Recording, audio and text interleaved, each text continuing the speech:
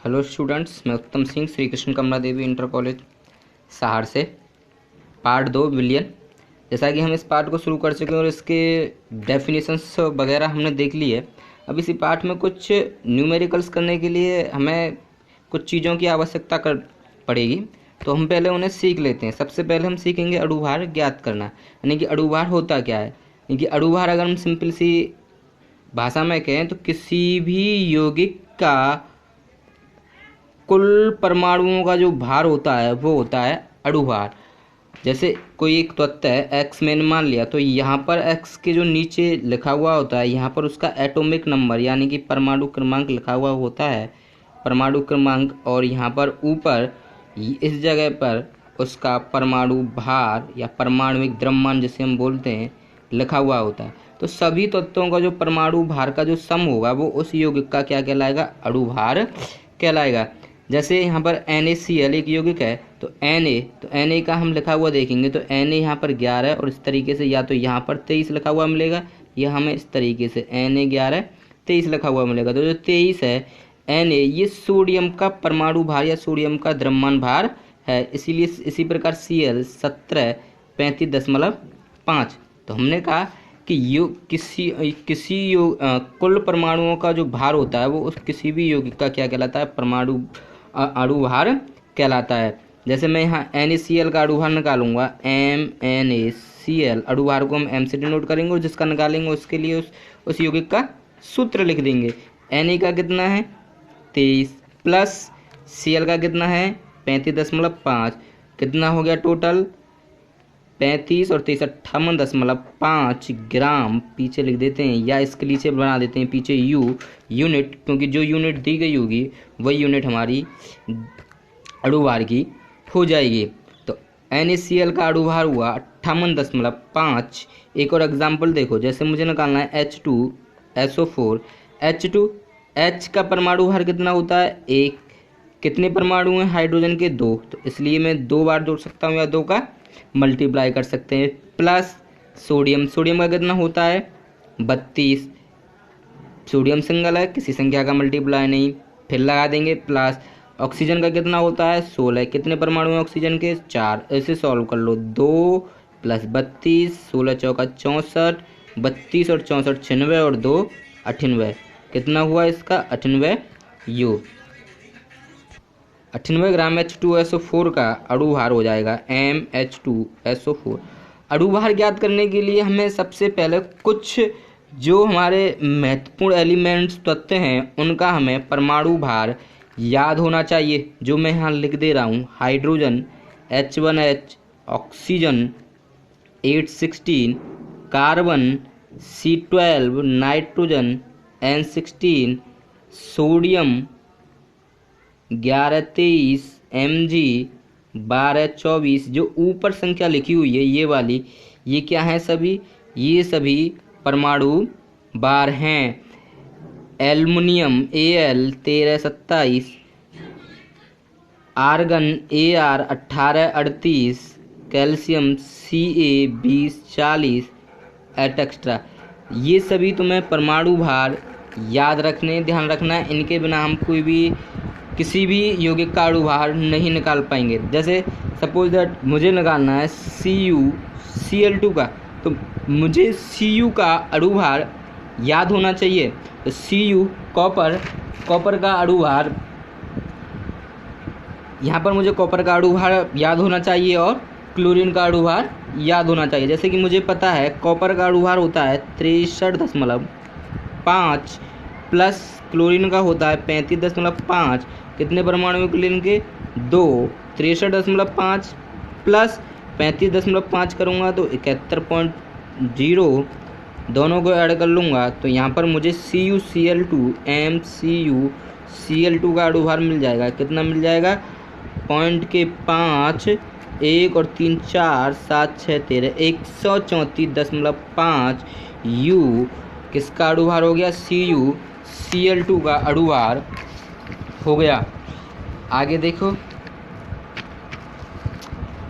एक और देखो, जैसे मुझे निकालना है CaOH का होल ट्वाइस कैल्शियम हाइड्रोक्साइड का अणुभार निकालना है Ca कैल्शियम का कितना होता है 40, कैल्शियम का कितना होता है 40 प्लस, अब देखो प्लस यहाँ कोष्टक लगा हुआ है, कोष्टक लगा लो, ऑक्सीजन का कितना होता है 16, फिर आ गया सिंगल है ऑक्सीजन प्लस तो दूसरा आ गया प्लस, हाइड्रोजन का 1, कोष्टक के बाहर कितना है 2 का इसमें क्या हो जाएगा मल्टीप्लाई, कितना हो गया 40 प्लस 16 और 1 17 मल्टीप्लाई 2 तो ये हो जाएगा 40 प्लस 17 दूनी 34, कितने हो गए ये 74। तो CaOH का ऑल्टो यानी कि कैल्शियम हाइड्रोक्साइड का जो अणुभार है वो कितना हो जाएगा 74 हो जाएगा। तो इस तरीके से हमें अणुभार ज्ञात कर लेने हैं। एक हमें आवश्यकता पड़ेगी मोलों की संख्या। तो देखो मोलों की संख्या के लिए 3 फॉर्मूले यूज होते हैं, इसे n से डिनोट करते हैं। एक होता है भार बटे अणुभार, भार किसका यौगिक का या तत्व का, जिसका भी हम निकालेंगे। एक होता है n बराबर n0 अपॉन Na, n0 यहाँ पर क्या है नंबर ऑफ एटम्स यानी कि परमाणुओं की संख्या, n0 है परमाणुओं की संख्या। Na क्या है यहाँ पर अवोगाद्रो संख्या, जिसका मान होता है 0.23 गुणा 10 की घात 23 U। और एक होता है n बराबर 22 V इन ml, V लीटर में होगा बटे 22.4। और ये वाली जो कंडीशन होती है ये अलग अलग निकालते हैं हम STP और NTP पर।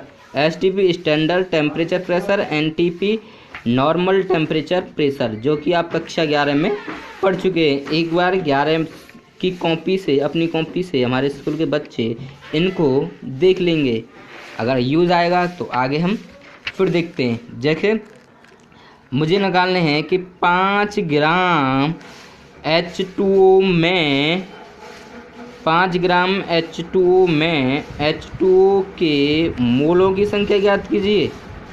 मोलों की संख्या मुझे क्या करनी है ज्ञात करनी है। तो अणुभार कितना है यौगिक का, यौगिक का भार कितना है, W का मान कितना है, WH2O का मान कितना है 5। अब MH2O का अणुभार निकाल लो, 1 × 2 + 16 यानी कि 2 + 16 बराबर कितना आ गया 18। हमारे पास फॉर्मूला क्या है, मोलों की संख्या n बराबर भार किसका जल का बटे मोल अणुभार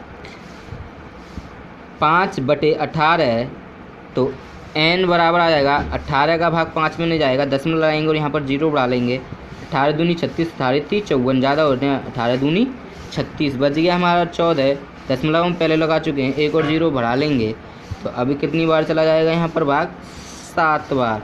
तो n का मान आ जाएगा 0.27। इस प्रकार से हम मोलों की संख्या निकाल सकते हैं। अब हमें एक आवश्यकता पड़ेगी ग्राम तुल्यांकी भार,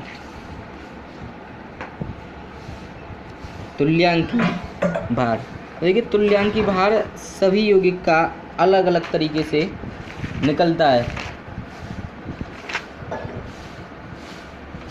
तुल्यांकी भार बराबर होता है अणुभार बटे संयोजकता। देखो सबसे पहले हम निकालते हैं अम्ल। जैसे मुझे किसी अम्ल का तुल्यांकी भार निकालना है, अम्ल का तुल्यांकी भार, तो अम्ल का तुल्यांकी भार होगा अम्ल का अणुभार बटे मुक्त H धनायन की संख्या, मुक्त H धनायन की संख्या या OH ऋणायनों की संख्या, या तो उसमें कितने H धनायन मुक्त हो रहे हैं या कितने OH ऋणायन उससे जुड़ रहे हैं उनकी संख्या। जैसे HCl, MHCl, H एक Cl 35.5 तो कितना हो गया ये 36.5। HCl को अगर मैं तोड़ूंगा तो H धनायन प्लस के Cl ऋणायन, कितने H धनायन मुक्त हो रहे हैं, एक H धनायन मुक्त हो रहे हैं। तो इसका तुल्यांकी भार कितना हो जाएगा तुल्यांकी भार इसका हो जाएगा 36.5/1 बराबर 36.5। एक और देखो H3PO4 H3PO4 तो H3PO4 का अणुभार निकाल लेते हैं पहले। H3PO4 H एक कितने अणु हैं इसके 3 प्लस फास्फोरस 30 प्लस ऑक्सीजन 16 कितने हैं परमाणु 4 3 प्लस 30 16 चौका 64 4 और 3 7 6 और 3 9 कितना आ गया 97। अब देखो यहाँ पर H धनायन की संख्या निकालनी है हमें। तो यहाँ पर H3PO4 को अगर मैं तोड़ूंगा तो ये आ जाएगा 3H धनायन प्लस के PO4 ऋणायन, यानी कि कितने H धनायन है यहाँ पर 3। तो तुल्यांकी भार कितना होगा इसका तुल्यांकी भार हो जाएगा 97/3 बराबर 3×9 3 दूनी 6 3×9 32.33 के समथिंग इसका तुल्यांकी भार आ जाएगा। आगे एक और देखो H3PO3 इसका मुझे तुल्यांकी भार ज्ञात करना है। तो सबसे पहले मैं इसका अणु भार ज्ञात कर लेता हूँ MH3PO3। तो H का 3 परमाणु, फास्फोरस का 30, ऑक्सीजन 16 3 परमाणु 3 प्लस 30 16 दूनी 32 16 3 48 8 और 3 11 4 और 7 4 और 3 7 और 1 8 कितना आ गया 81 आ गया। आगे देखो अब यहाँ पर मुझे H3 अब यहाँ पर ये देखिए ये नहीं लगना है कि यहाँ पर 3 आ रहा है तो इसके 3 धनायन हो गए, यहाँ 1 आ रहा है तो इसका 1 हो गया। हमें स्ट्रक्चर फॉर्मूला बनाना आना चाहिए। देखो अगर मैं पहले वाले का स्ट्रक्चर फॉर्मूला बनाऊं तो ध्यान से देखना, पहले वाले का स्ट्रक्चर फॉर्मूला कुछ इस तरीके से आएगा POH OH OH double bond O 1 2 3 इसका सूत्र लिखेंगे तो H3PO4 सूत्र लिखना आपको आता ही है, मैं कक्षा 11 में अपने स्कूल में बता चुका हूँ। यहाँ पर OH ऋणायन कितने जुड़े हुए हैं 1 2 3 कितने जुड़े हुए हैं यहाँ पर 3, यानी कि तीनों OH ऋणायनों को उठाऊंगा तो यहाँ पर 3 H धनायन जुड़ सकते हैं। इसीलिए यहाँ पर जो H धनायनों की जो मुक्त संख्या थी वो कितनी थी यहाँ पर 3 थी। अब दूसरे वाले की structure H3PO3 P OH ऋणायन O और H धनायन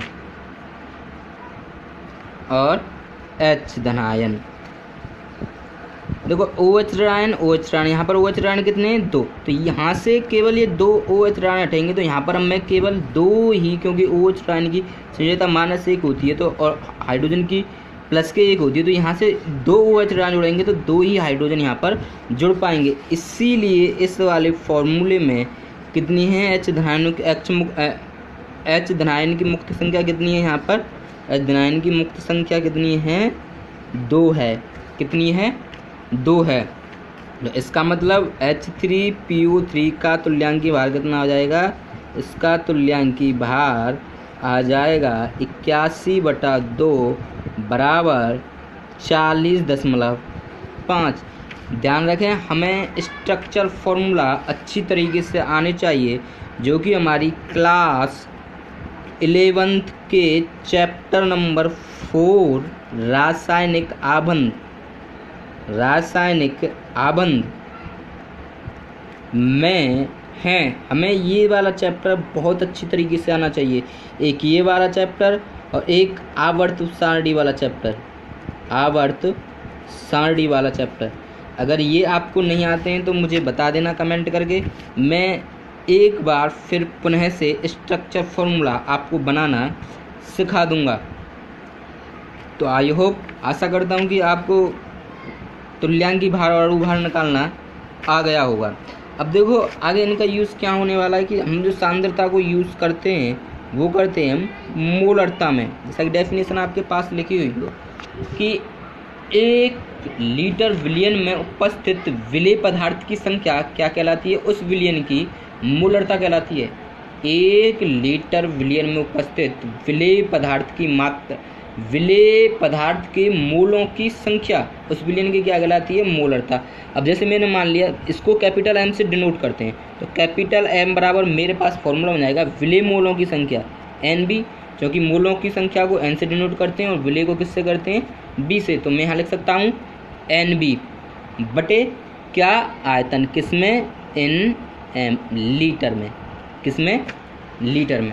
अब चूंकि मुझे पता है, चूंकि मोलों की संख्या बराबर होता है भार बटे अणुभार, तो भार किसका भार? डब्ल्यू बी, विलयन का भार, विलेय का भार, सॉरी विलेय का भार, और अणुभार किसका? विलेय का अणुभार। तो इसकी जगह मैं क्या कर सकता हूँ? डब्ल्यू बी बटे एम बी भी लिख सकता हूँ। और यदि मेरा आयतन किसमें हो? आयतन मेरा लीटर में ना होकर मिलीलीटर में हो, तब मेरे पास फॉर्मूला बनेगा m बराबर W B upon M B गुणा वी, किसमें? इन एम एल गुणा 1000। अब आपको इसके लिए यूनिट कन्वर्जन यानी कि मात्रक परिवर्तन आना चाहिए, जो कि आपने क्लास 11 फिजिक्स में पढ़ा होगा। एक बार फिर देख लें। मोलरता यानी कि किसी 1 लीटर विलयन में उपस्थित विलेय के मोलों की संख्या। किसकी? विलेय के मोलों की संख्या क्या कहलाती है? उस विलयन की मोलरता कहलाती है। ठीक, ये इसका फॉर्मूला है। अगला मोललता। मोललता क्या है? यहाँ पर केवल इतना है कि हम वहाँ पर विलेय पदार्थ की मात्रा किस में ले रहे थे? विलयन की मात्रा लीटर में, और यहाँ किस में ले रहे हैं हम? किलोग्राम में। 1 किलोग्राम विलायक में, किसमें? अब विलयन में नहीं, किसमें घुल रहे हैं मोल? विलायक में। किसमें घुल रहे हैं मोल? विलायक में। 1 किलोग्राम विलायक में उपस्थित विलेय मोलों की संख्या क्या कहलाती है? उस विलयन की मोलरता कहलाती है। इसे किससे डिनोट करते हैं? स्मॉल m से डिनोट करते हैं। विलेय मोलों की संख्या क्या होगी? N B. विलायक का द्रव्यमान कितना होगा? डब्ल्यू ए, क्योंकि विलायक डब्ल्यू ए से डिनोट करते हैं, भार को किससे करते हैं? एन को। किसमें होगा? इन के जी। ये किसमें होगा? के जी में। बट हम जानते हैं कि एन बी बराबर क्या होगा हमारा?